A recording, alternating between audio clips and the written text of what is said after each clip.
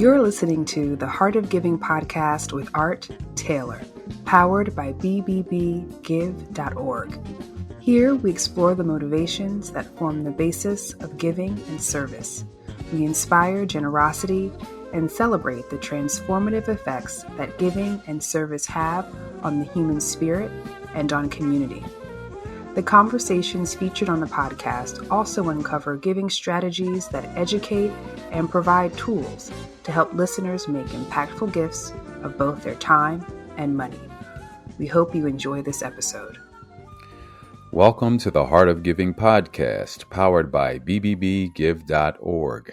Give.org is the nation's standards-based charity evaluator and your one-stop source for information on giving and reports on the most asked about charities. I'm Art Taylor, your host.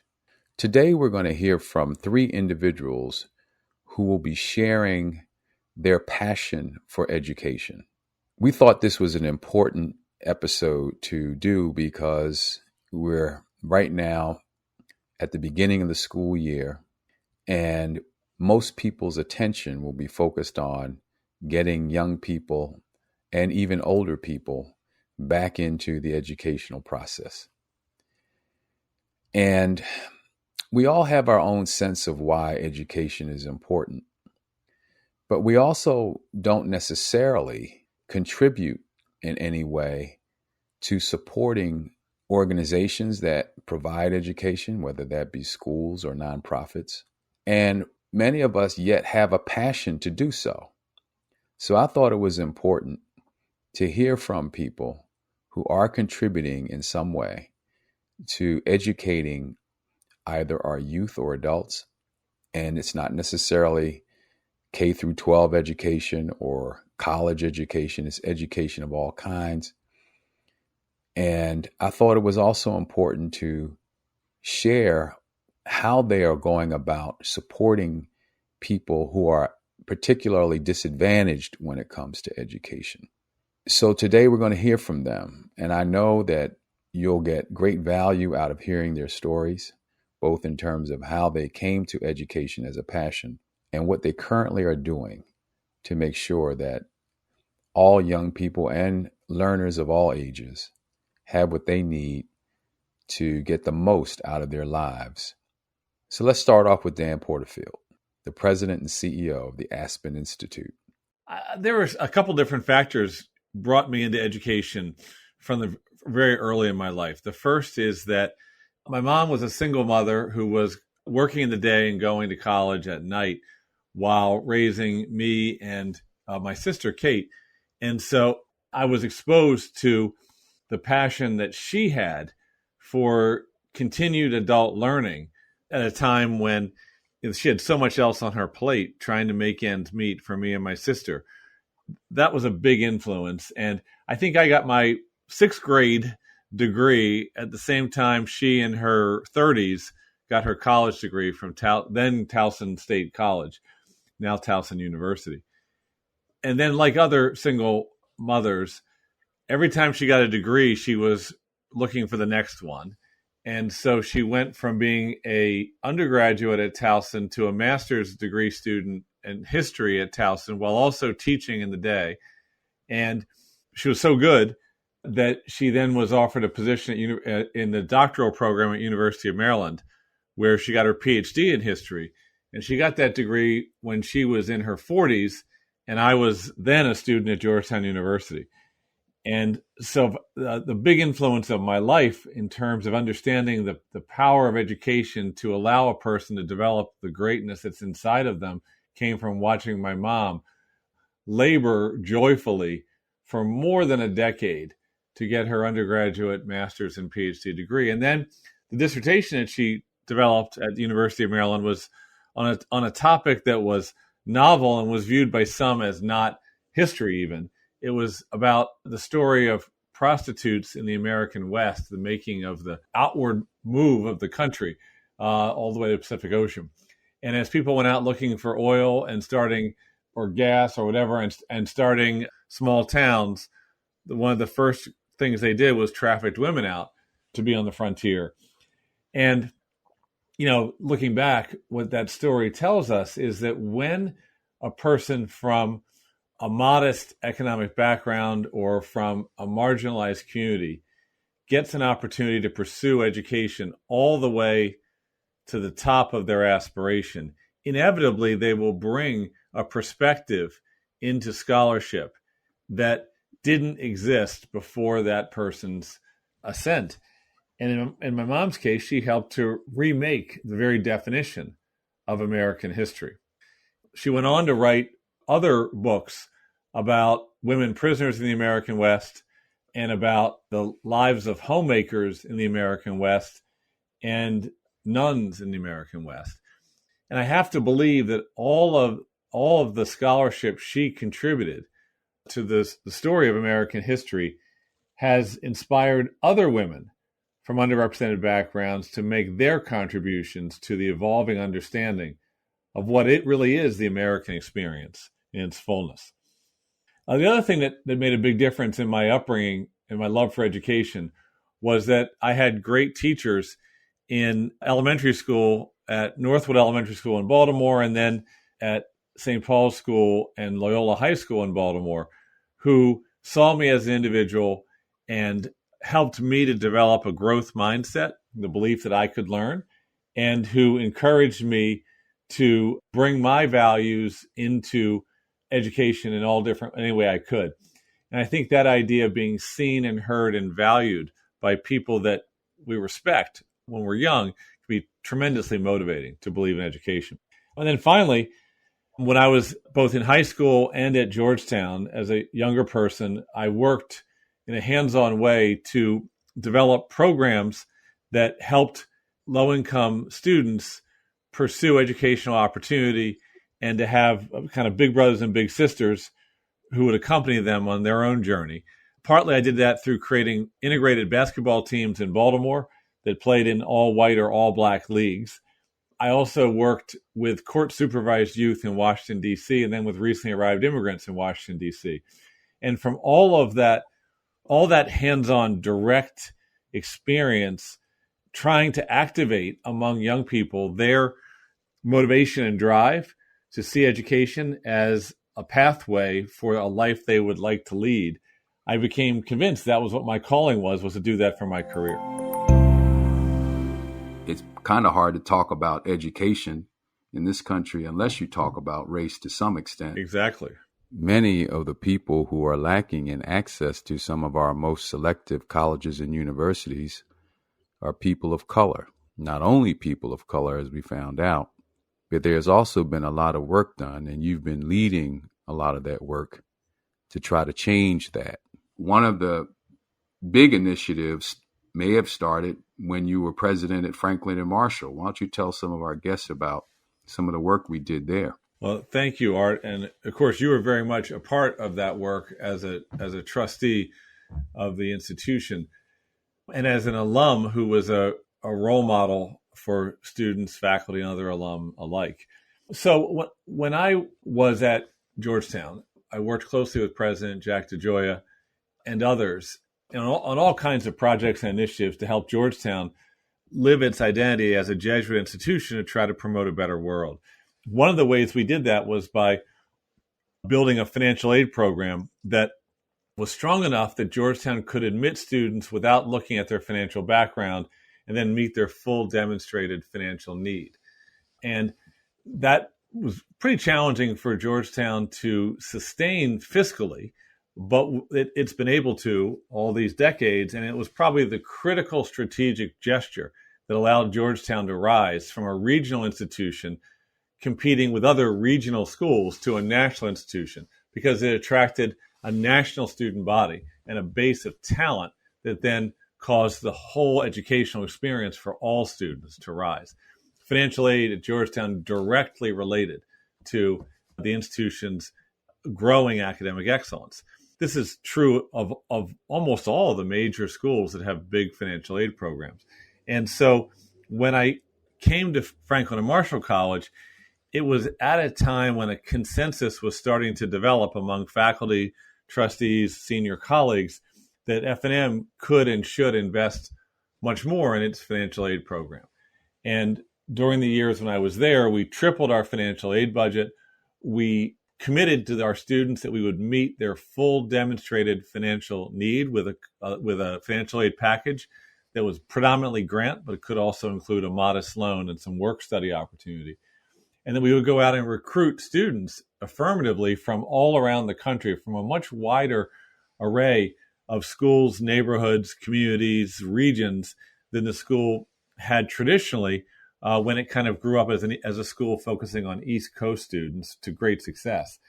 Well, when we developed what we called our talent strategy, the combination of aid plus recruitment plus then partnering with students to create great learning experiences, the faculty and the students at the school really began to get excited.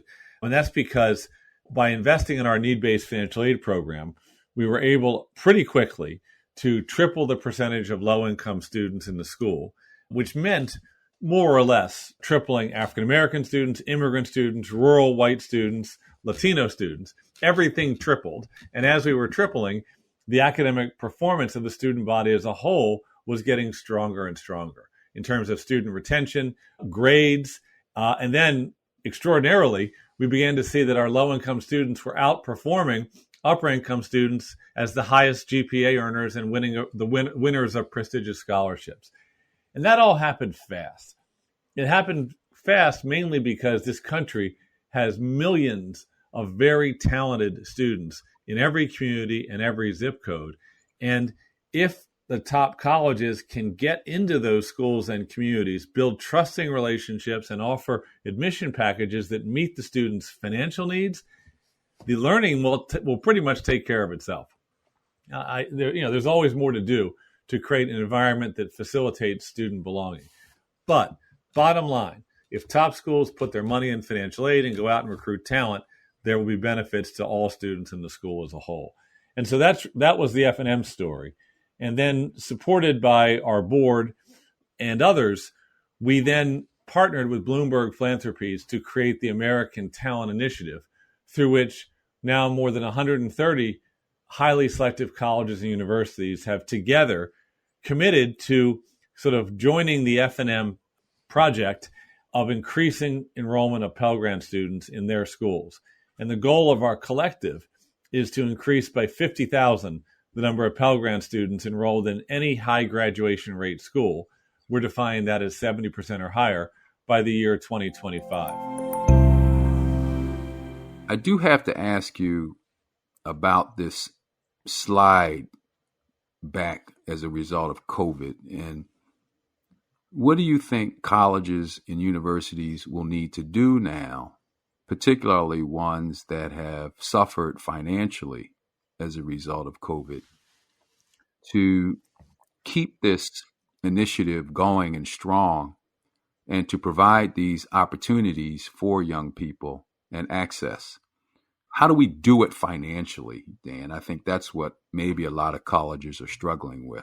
Yeah. What are some of the trade-offs that colleges have to deal with in order to make this work? Thank you, Art. There's a lot our colleges need to do. First, they've got to make sure that the low-income students in their student body stay on track to a degree. And a lot of students have taken gap years. We cannot afford to have significant numbers of low-income students in this generation having debt but no degree. So keep the students on progress to degree. Secondly, if any university or college finds it is losing the percentages of low-income students or African-American or Latino or rural students in the student body, they need to take steps to reestablish an upward trajectory of those cohorts, because those cohorts are, in fact, the growing cohorts of teenagers in our country. The population of the country is more and more coming from lower income communities, more and more coming from minority communities. So any school that sees its percentages dropping because of COVID, may say understandably, well, it's not our fault, but it's your problem. You have to reverse those losses. That then leads to questions of financial viability and trade-offs. So what do you do? One possibility is you look at all the different levers that you have within your financial model and see which ones you can pull to generate the revenue you need to fund financial aid. What could they be? One, restructuring debt in order to lower debt payments and have them stretch out more over time.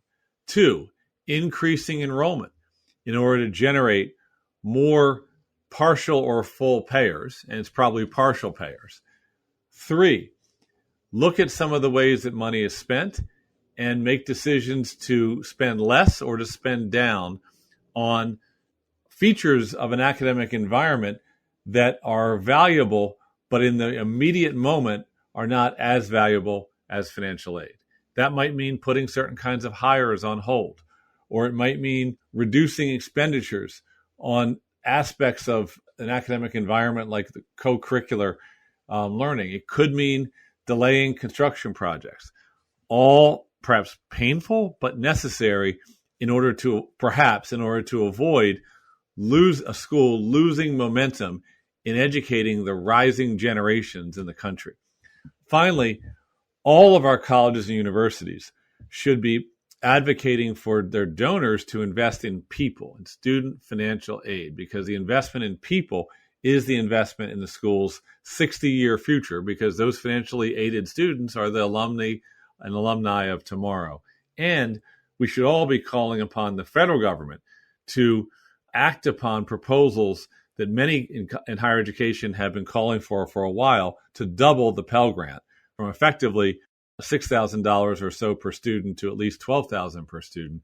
That would have a significant salutary effect on our college's efforts not to lose ground in educating talented low-income students. So one of the realities is that pessimism and cynicism have never yet, in my experience, actually led to concrete change. That what's needed is the combination of practical optimism, humanism, and hope.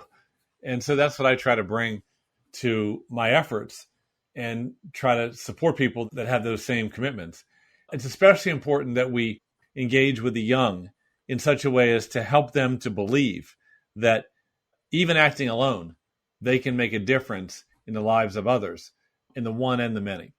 And that positive, pro-change, let's make the world better mindset is, to me, the most powerful force that we humans have. In terms of the future of education, clearly one of the potential benefits from the COVID era is that we have seen virtual learning can work, especially if it is a supplement, I would argue, to high-impact in-person learning rather than supplanting high-impact personalized learning. I don't think that we have to be face-to-face in person for every learning experience to stick and to be valuable. But I do believe that for undergraduates, for 18 to 22-year-olds, being seen and known, valued as the person you are and the person you're changing into is extraordinarily catalyzing. And now let's hear from Frances Wolf, the First Lady of Pennsylvania. How important do you think creating pathways are for young people? And what is the importance of education today in an environment with increasing costs and colleges that are having challenges with their budgets to even make it work? What do you see as the future of education, given that it's been such a great pathway for many people out of poverty into the middle class and so forth? What do you see going forward for these great institutions? All of this is up in the air, but I think it is, of the utmost importance that we continue the very hard work to make the work of college, as accessible as we possibly can to students. I think also we need to let students know that they have the license to assume that this is their right, that they can, they go from first grade to second grade to third grade, from 12th grade to college or 12th grade to technical school, that this is an automatic step for them. And in that automatic step, I would like to imagine that that step is as automatic as going from first to second grade. I don't know, how feasible it is, But that's something we need to work towards. I know at the college, we've been working with that, and not just some, more than a few of these students who are first generation students from both rural and urban settings who come are unbelievably magnificent scholars. They are there, they're motivated, and they're so talented. And I cannot imagine the community of the college that we're aware of not having these students there. The richness that they bring to the full community. And this is repeated over and over again. It's, colleges all over the country. I think those of us who have had that opportunity, our work isn't finished. We need to make sure that all these students have that right and can realize it.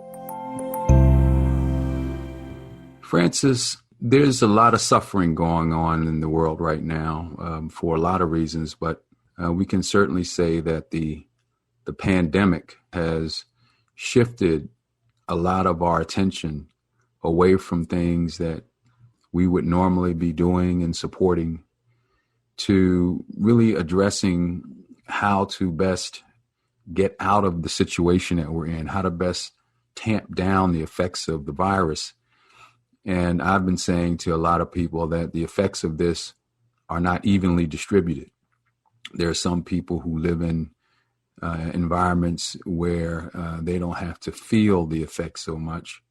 But then there are others for whom their living environment and maybe their poverty and so forth has a huge negative impact. Maybe they're frontline workers and so forth, and they have to engage with the virus more directly. What can we do? What should we be doing as a society right now? And maybe even how has that changed your thinking about, I would say in your case, you would probably call it obligation. So those helping institutions that we've paid some attention to, all of us, one way or the other, that these institutions are incredibly important now. And I'm reminded, and it comes back to education. Food banks, for example, were in the past, they thought of themselves, and we have thought of them as stopgap measures, just to fill in, if you're going from one job to another and the paycheck hasn't come, or, those, or to help in the summertime when children don't have free breakfasts and lunches at school. Those kinds of gaps. What we're finding now is people are depending on them for being fed, just for their sustenance. And not only are people depending on them for, breakfast, lunch, and dinner meals, but there are many more people depending on it or using them. And so the demand has risen double time in this.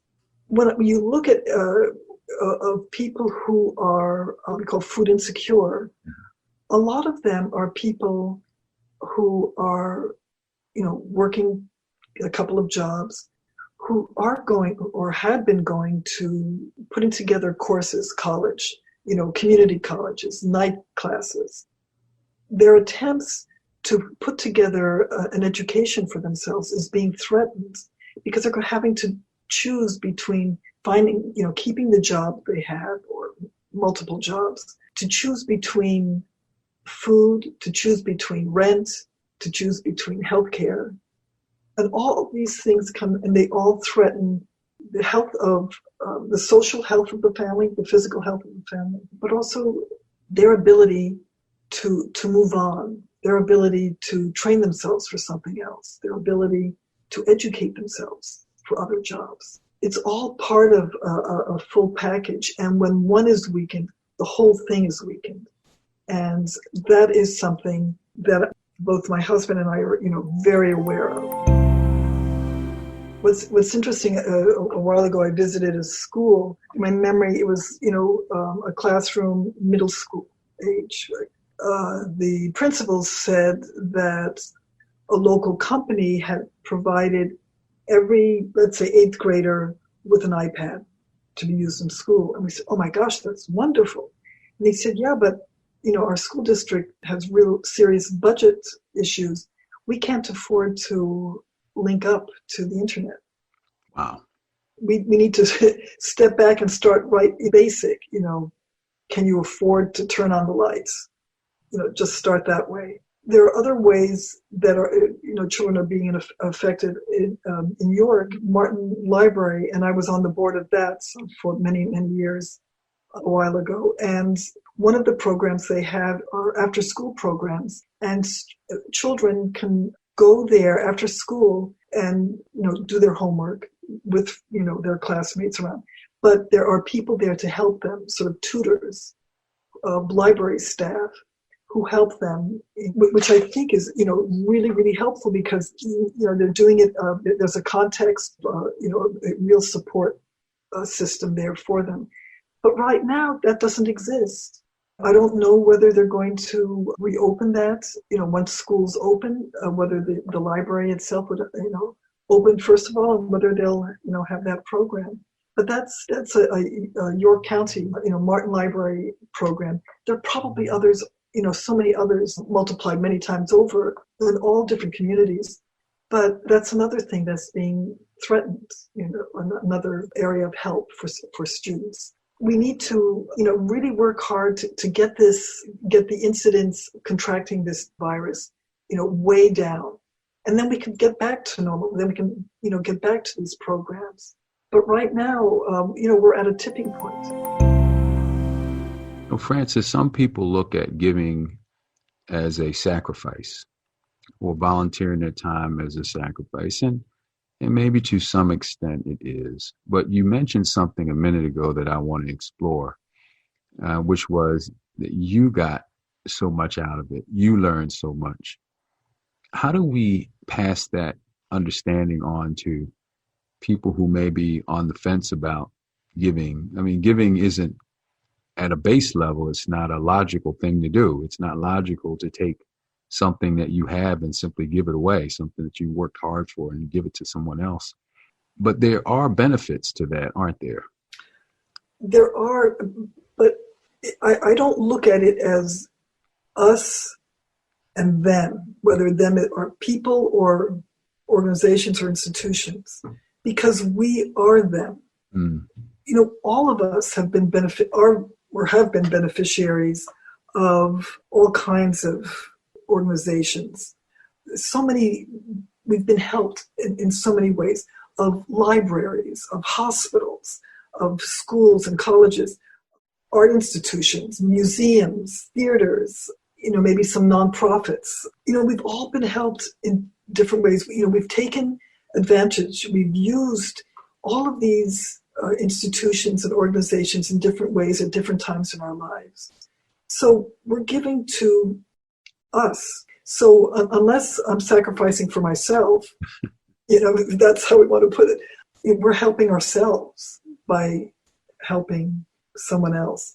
There was a graduation speaker who said, when someone is a student and they're a waiter or waitress, always tip them well, because you never know when that person is going to be a physician, and they just might be operating on you at some point. The thinking that I think Tom and I have, there isn't a separation. It's not even a fabric. I mean, it's what makes up our life. It's what makes up your life. We're all in this together. So I don't think we see it as, one volunteers. I was on the county planning commission for York County for a time. It was wonderful, great fun. And, once a month, we would have these late night, these very long meetings. And then the work involved beforehand to read all of the plans that are being proposed. So I could look at that as saying that I was sacrificing my time and my, reading time before that, my, doing homework for it. When we all got there together and made decisions, we were talking about the community we live in. It was our community. It wasn't someone's plan out there. That plan was going to affect how I drove around the place or lived, or, what were the repercussions. It affected us. It affected all of us. So there isn't, I don't see it as, and I don't think Tom does either, see it as a separate, that we're in one corner, and another organization's in another corner. We affect each other. We're interdependent. We've all been beneficiaries of each other.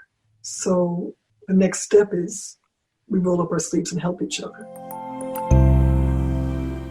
And now we'll hear from Sharice Murphy, who's going to talk with us about the work she's doing to inspire young people to get educated and take on careers in the health professions. So right now, African Americans, physicians, are 5% of the total physician community. That 5% has been the same since the 1960s. And the place where I think that we are losing students is in undergraduate education. Many students are freshmen and will say that they're pre-med, sometimes up to 50% of an incoming freshman class. And we do see in the undergraduate experience, the attrition or the drop off of students changing their pathway from pre-med to something else is much higher for African American students and other minority students. And of course, there's going to be some change as you take different classes and have different experiences. However, to go to a graduation of like single digits from such a high proportion of freshman year who express an interest in medicine or in a STEM field is just, we need to have students persist more in undergraduate. So in undergraduate, what are some of the undergraduate programs that are succeeding, and why are they succeeding? And what do some of the ones that maybe aren't succeeding need to do?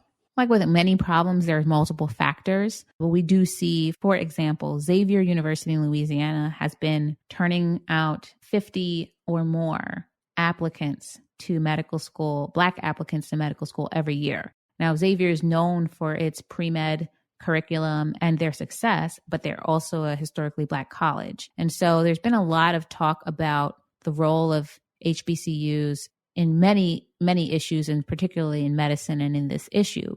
But the proportion of colleges that are historically Black versus predominantly white institutions, the bulk of the universities in the United States are predominantly white institutions. So what's different about these places? Well, there's differences in instruction, of course, but one of the things you don't worry about, if you're told at an HBCU, maybe you should consider something else, you know that the reason is not your race. But I think there are some things of best practices that can be applied. But again, as I said, it's multiple factors. And I don't think that we're spending enough time looking at where the leak is in that undergraduate experience. So tell me about Patients Are Waiting. Sharice, tell our audience why you started the organization, some of the programs that it's engaging in now, and what are some of your aspirations for the organization? Well, I started Patients Are Waiting informally in 2011, where I met students. I had come back to Lancaster and connected with the pre-med advisor and said, how can I help? I had help from alums who helped to mentor me. How can I be of service to those who are coming behind me? And I wasn't specific. I wasn't specifically looking to help only minority students or only Black students or only students from New York. I just, said, how can I help? And so over the years, we put things together and built mentorship programs. But what I found was I would go through organizing things and programs would be wonderful. And I'd look around and not meet any Black students. And then I would go to an African American Alumni Council event and meet Black students there who were pre-med, and there was some disconnect that was happening. So over the years, I tried to bridge that gap and make that connection, and that has turned into Patients Are Waiting. What are some of the key barriers that we need to break down? And secondly, what do you see as low-hanging fruit in terms of what we can all do right now? Some of the key barriers, I think, are aligned with the way that we've organized our work with Patients Are Waiting.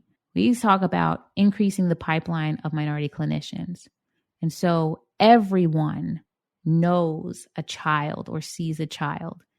And I think that as we're looking at children, we have to speak life into their dreams and tell them, yes, you can. of course you can, you should, and that you can do anything that you want to do. Just keep at it, keep working hard. I'm behind you, I'm with you, I support you. That is absolutely imperative. There are too many forces and too many places where children, especially Black and brown children, are being told, whether verbally or implicitly, that they have limitations, that there's a ceiling to what they can accomplish. And only if they're one of the chosen few or one of the special ones that they can do these great things. And we need to flip that on its head. Yes, you're special. Yes, you're smart. Yes, you're capable. The world is better because you're in it. I believe in you and I'm with you. How can I help? That goes so far. I hope you've enjoyed this episode. And I want to thank all of our listeners and subscribers and donors to the Heart of Giving podcast. We'd also appreciate it if you would give us a positive review, especially on Apple Podcasts, because this will help us build audience. If you want to do a little bit more, you can become a sustaining donor to the Heart of Giving podcast on patreon.com. That's patreon.com. And also, finally, if you want to reach us, because we'd love to hear from you, please do so on Facebook, or you can just send us an email to heartofgivingpod@gmail.com. Thank you very much. You've just listened to the Heart of Giving podcast with Art Taylor. Be sure to tune in next time for a brand new episode. To listen to our other interviews, visit heartgiving.podbean.com. That's heartgiving.podbean.com. Subscribe to our show on major podcast platforms. The thoughts and opinions expressed on this podcast are the views and opinions of the guests, not those of the BBBY's Giving Alliance or program affiliates. This podcast is for information and educational purposes only and is copyrighted with all rights reserved. This podcast is protected by Podbean's terms of service.